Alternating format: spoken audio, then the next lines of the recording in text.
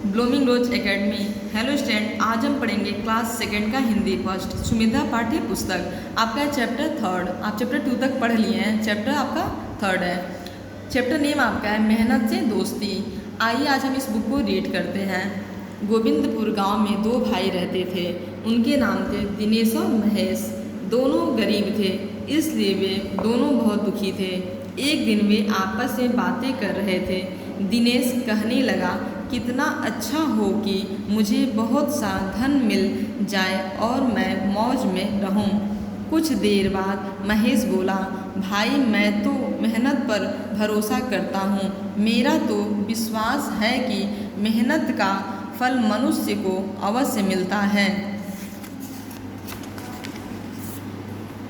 कुछ दिन बाद दिनेश कुएं से जल भरकर लौट रहा था। तभी उसका पैर जमीन में धंस गया। जमीन पोली थी। उसे शक हुआ। उसने जमीन खोदी तो उसे गड्ढे में एक घड़ा दिखाई दिया। घड़ा सोने की मोहरों से भरा हुआ था। घड़ा पाकर दिनेश बहुत खुश हुआ। वह बहुत धनी बन गया।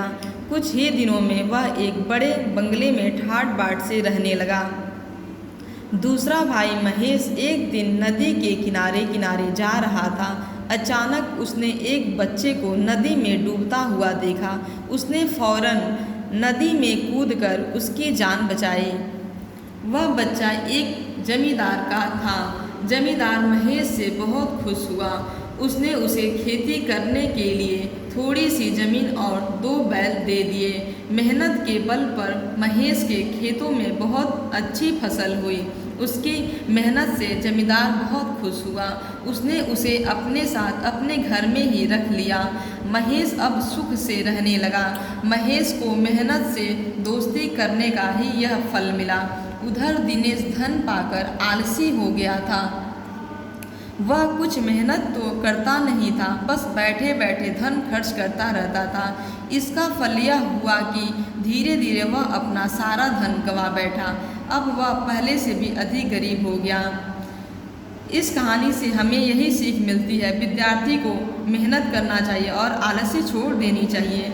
आज आपका होमवर्क यही रहेगा, इस बुक को आप अच्छे से रीड करेंगे और कहानी को समझेंगे। Thank you.